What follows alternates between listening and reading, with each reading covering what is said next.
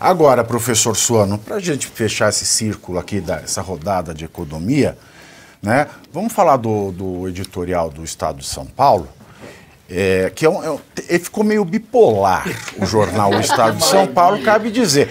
Porque eu não sei se ele está tomando lítio, o jornal, que eu lembro que na época, no segundo turno de 2022, ele chegou a publicar em editorial que votar em Lula era a única opção democrática. A única. A única. Foi isso que ele escreveu. E agora, no editorial do final de semana, o jornal Estadão disse que nunca houve, ou seja, ele já sabia, nunca houve, né, ou haverá, ou seja, ele já sabia, nunca houve ou haverá projeto de Brasil em governos petistas.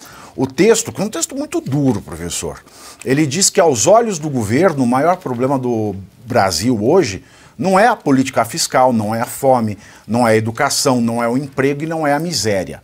Segundo o jornal, o maior problema do Brasil para o Lula são as eleições municipais. Esse foi o tema que dominou os debates durante a reunião ministerial da última quinta-feira, que durou mais de 7 horas. E de acordo com o ministro da Casa Civil, Rui Costa, Lula proibiu seus auxiliares de subirem em palanques de candidatos que critiquem o executivo e cobrou deles que não deixem qualquer ataque sem resposta. Pavi, eu tive o prazer e o privilégio de acompanhar o fechamento do Estadão durante 8 anos, o jornal, 3 vezes por semana, uma sala ao lado da sala do Júlio Mesquita Neto, que era a sala do professor Oliveira Ferreira, com quem eu trabalhei quase 15 anos. E eu tinha muito orgulho disso. Hoje, eu vejo no jornal Estado de São Paulo uma angústia muito grande, porque tem hora que você não sabe se ele é Rutinha ou se ele é Raquel. Agora ele virou ser Rutinha. Sabe? Ou seja, não, porque nunca houve pretensão. Não é Rutinha, mas se você pegar um outro artigo dele, se você pega, ele virou o Tonho da Lua. O jornal Estado de São Paulo virou o Tonho da Lua. Com todo respeito. Com todo respeito. E olha que falo, dói no meu coração, porque eu amava o Estado de São Paulo. Eu também. Eu só li aquele toletão de domingo. Aquilo você podia estar... Sabe com o intestino preso, você vai pro banheiro fazer o número 2? Você não conseguia terminar o jornal. Agora hoje vem uma revistinha encartada. Eu até parei. Olha, mas eu vou te dizer, por que eu estou dizendo isso? Porque quando você olha, por exemplo, tem uma notícia do Estadão que ele vai criticar, por exemplo, o negócio para ver como ele continua.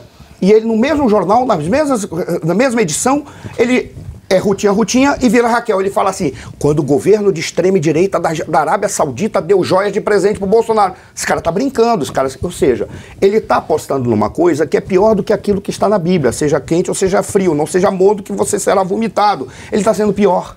Ele quer ser quente, fervendo e frio, congelante, o que não é uma coisa nem outra, porque ele não permite desenvolvimento de nada. Voltando para a questão, essa é a primeira crítica que eu faço ao Estadão, com o direito de cidadão que era apaixonado pelo jornal. Mas continuando, aí ele vem e fala, ele descobriu isso agora.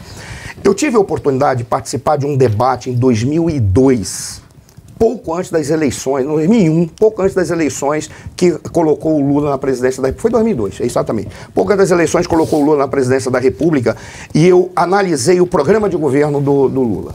Analisei do PT, do PSB na época, acho que era isso mesmo, do PDT, tem um monte de partido lá do Ciro. O Ciro queria governar o Brasil com 13 páginas, tá? Naquela época. O PT tinha um calhamaço, mas o que você identificava ali? O que eles chamavam de projeto de Brasil era um projeto de estabelecimento do socialismo no Brasil, fazendo alguma reverência ao Fernando Henrique Cardoso, porque eles estavam muito bem acordados com o Fernando Henrique Cardoso, que tinha produzido uma moeda. Ele fechou com o Fernando Henrique Cardoso que não ia mudar a política econômica durante uns 2 anos, 3 anos, pelo menos. Por isso criava uma sensação de que haveria uma lógica de capitalismo, que não foi dado nem pelo Fernando Henrique Cardoso, foi dado por um cara chamado Antônio Carlos Magalhães, que alguns brincavam e chamavam de Toninho Malvadeza. Foi esse cara que definiu. Aqui a gente vai tentar ser capitalista. Por isso que o Fernando Henrique Cardoso caiu para lá. O PT nunca teve projeto de Brasil. E nessa governança agora, nesse governo agora, pior ainda, porque ele não fez uma coalizão para derrotar o Bolsonaro. Ele fez uma coligação. Uma coalizão, coisas diferentes, se juntam para produzir um projeto coletivo que tem início, meio e fim, diz aonde quer chegar, e todos renunciam a pretensões individuais para o projeto coletivo da coalizão. Coligação é pessoas diferentes se juntam para espancar alguém. Depois a pessoa está espancada, cada um segue a sua vida, a gente vê como é que a gente divide o espólio, porque é o que estão fazendo agora no Brasil. É projeto de linchamento, né? É um projeto de linchamento. Lincharam o Bolsonaro e agora estão tentando dividir o espólio dessa guerra primitiva que foi feita, que estão destruindo o Brasil junto. Aí vem o Estadão. Então não é programa de governo, é governo de programa. Exato, é isso mesmo. Você fica com essa estatal, você fica com essa. É isso. Você leva ferro até entupir, você leva Parabéns. ferro até É isso aí. Eles estão fazendo tocando o horror. E nesse momento, Rutinha do Estadão, eles conseguiram ter a nobreza de falar uma verdade para o povo. Porque, queira ou não queira, o Estadão pode não ser o diário oficial da União, tá? Como é um do outro jornal que nós temos no Brasil.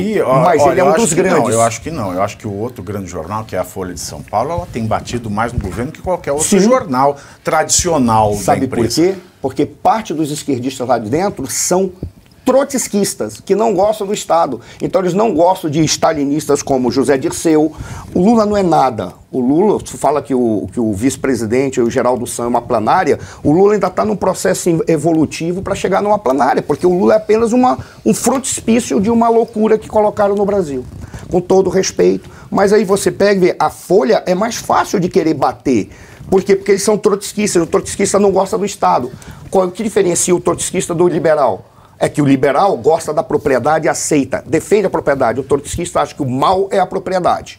Então ele acaba sendo marxista porque ele detesta a propriedade. E ele quer o Marx na extremidade lógica. Acabar na porrada com as diferenças de classe para implantar o socialismo. Detesta tanto a propriedade que nunca nada é dele. É sempre de um amigo dele. É, exatamente. Né? É isso aí, é isso mesmo. Agora, Pavinato, como é que o governo, além de não ter projeto, e como a Dani bem falou, aparelhou toda a máquina pública, como é que o governo dá migalhas para a população? Fica criando programas sociais. E o pior, festeja o crescimento do programa social. Então agora em julho, manchete do governo, 500 mil famílias a mais no Bolsa Família. Gente, a gente tem que festejar... Você quer gostar de fazer programa, hein? Pois é. Não faz sentido. A gente tem que festejar a saída das pessoas do programa social porque elas conseguiram emprego, porque elas conseguiram empreender, ter o próprio negócio, porque elas puderam bater no peito e falar, eu não preciso mais do Estado me dando esmola. Então assim, se o governo festeja o crescimento do programa social, a gente está definitivamente no caminho errado. E você sabe que é unânime dentro das teorias de política social, de política pública, unânime ou umamini? Umaminidade. O governo da umaminidade. Ou do meme, né? Ou do meme. Eu gosto mais do meme ou deixo. E você sabe que ainda dentro dos teóricos que são mais à esquerda, todos eles falam a mesma coisa. Política pública, você instaura ela passa um tempo, você faz a avaliação e vê se ela funcionou. Exatamente. Se ela não funcionou, ou você refaz essa política, porque não faz o menor sentido eu manter uma política pública por 50 anos, 100 anos, significa que ela não está funcionando, ou você vai tentar outra estratégia. Mas não faz sentido você ficar o tempo todo comemorando política pública, o tempo todo comemorando cota, o tempo todo comemorando Bolsa Família, o tempo todo você comemorando isso, significa que você é tão ineficiente que você não resolve o teu problema de base e tu ainda cria um agregado aqui para ficar mantendo, e a gente sabe que no final das contas é o interesse no voto. Olha, Geisiane, você ter falado aqui do ciclo das políticas públicas, né, que foi basicamente sobre isso que você falou. Nesse governo você ainda faz um programinha, é verdade, o programa aumenta, você ainda goza 2 vezes e ganha uma cervejinha. É verdade. Mas a impossibilidade, na verdade, que a gente tem de cumprir esse ciclo de políticas públicas, como a Geisiane estava falando aqui, é justamente porque todas essas pessoas não querem admitir a própria incompetência ou os erros. Não é?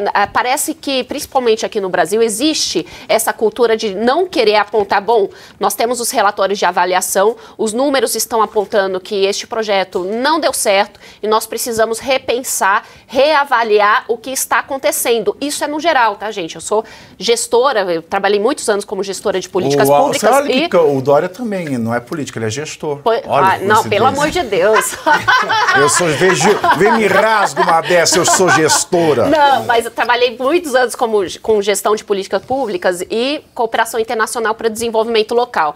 E eu via muito disso, de entregar o relatório, apontar os problemas que estavam acontecendo, mas eles, ao final, eles são ignorados, porque principalmente os países de fora, por exemplo, que atuam dentro do nosso país com esses programas de cooperação, muitas vezes também não querem admitir que os seus programas não estão dando certo, né? E a partir disso, eles continuam replicando tudo aquilo que está dando de errado. É por isso que todos aqueles investimentos internacionais que vêm aqui para esses projetos de desenvolvimento local, a gente pergunta, ué, por que não está dando resultado? Por que, por exemplo, o rio Tietê não consegue ser despoluído? Por que tantos problemas que acontecem nos nossos países? Já colocamos tanto dinheiro e eles não são resolvidos. Basicamente, que não querem. Na verdade, eles vivem às custas da incompetência e, claro, às custas da população que paga pela incompetência.